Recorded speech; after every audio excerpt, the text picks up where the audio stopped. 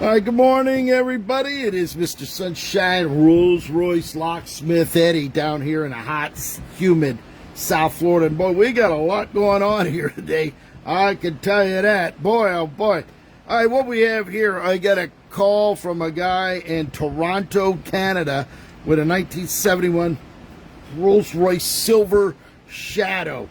And he told me that when he puts the key in and goes to start the car, as soon as he lets the key off, it dies. If he wiggles the key, it dies.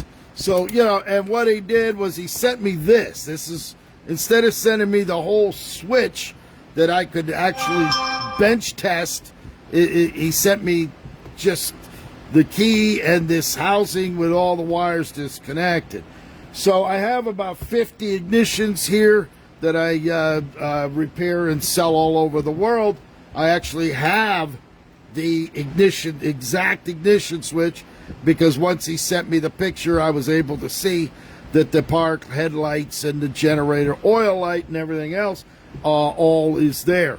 So on the back of this lock, you can see it is identical, all the numbers for the different terminals. 11, 12, there's positive, 3, 4, 5, 2, 10, 4, 6, all coincide with this. So this is an exact replacement. Now, based on just what I'm seeing, again, if I would have sent me a whole ignition, we could have actually hooked some power up to it. But what I'm seeing is that this coil here with this armature that comes down when you go to install the key into the ignition and turn it, look how, well, the key just falls out of the lock because there's no cuts left on this key. All right, when you go to turn it, this arm is actually supposed to be over here, and it's not. It's actually put the other way, whereas on mine, a good one, the arm is actually pushing this way, where this one, it's actually pushing this way. It's stuck back.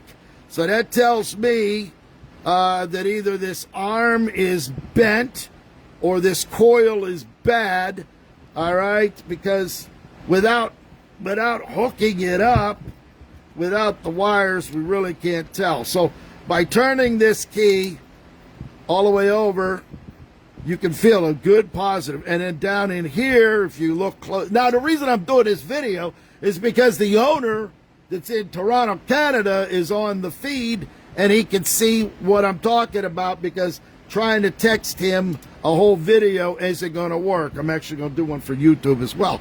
But there is the contact switch in there. Now, on this contact, there's a plastic piece. They put a little plastic connector in here, which would be non-conducive, and that is what hits. That's what hits that piece right in there. Let me see if I can. I don't know if I can get a better light. Right down in there where it makes the contact. You see where it's making the contact there. All right. This one doesn't do that. So what we have to do, I'm going to send him an ignition. I'm going to send him that ignition. He's going to put his wires back on, and he's going to see, right, you see that? Now that makes the contact. A lot of times this black, that little black piece that's pushed in there breaks. It becomes broken, and then that's making a direct ground contact to this switch right here. So what we're doing is, again, this is, you see how it's coming back, this way when it should be going that way. All right, you see this? It's going the opposite way, and that's not supposed to be like that. So whether the coil might be going bad or the contact in there, again, without wiring it back up and poking up some power to it, we don't know what it is. I checked the wiring here. The wires, solder joints are good there. This is your key buzzer here. Once you put the key in, it makes the buzzing noise to let you know that you have a key in the ignition. That seems to be making contact, but I do believe it's this coil assembly right here is what's causing his issue, that when he puts the key in and turns it and lets the key go, it dies. Okay, this one, actually, when you do the key, when it's energized, it's going to continue the power even after the key is released in the on position. But when you go to shut it off, you see how this comes back down here? That's in the accessory, and then it goes down, and then that makes contact to that, and then that's what shuts it off. So there's your issue there, from what I believe.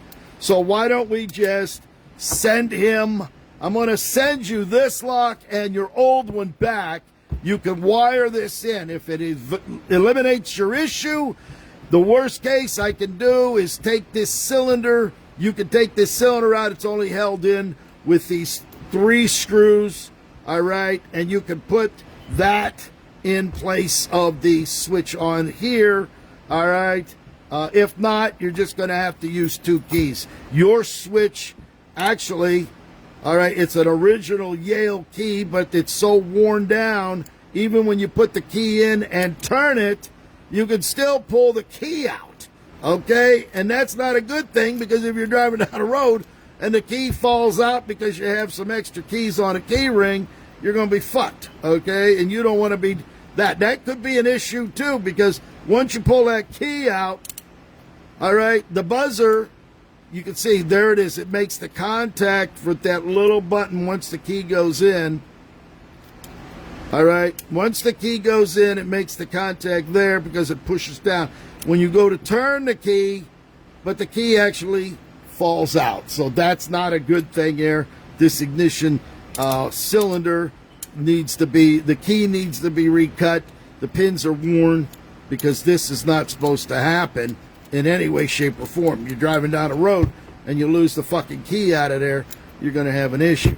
All right, this one, when you put the key in and turn it, it doesn't pull out.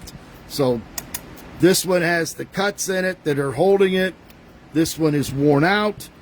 The back of this, take a look. The key actually fell out again in the on position. This is worn out. All right, the cylinder's worn, and I believe this coil is worn. I don't know how many miles you have on this Rolls. It didn't tell me the mileage. It's probably got a lot of them, and if it has very little mileage, they just drove it down the road, pulled the key out, and then just the years. You got to remember, it's what, 50, 60 years old of nonstop use. So there you have it. Identical all the way around. All you got to do, take these wires off, put the wires from that you have that I'm sure you would have marked what wire goes to what. I hope you did, because if you didn't, you're never going to wire this thing back up correctly. Okay? So there you have it. We're going to get this thing boxed up and shipped back to Toronto, Canada. Put this one in, see how it works, and I think that will eliminate your issue. So, Mr. Sunshine, there you go, your ignition switch. Toronto, Canada, 71 Rolls-Royce Silver Shadow. There it is. Hope you're having a great day.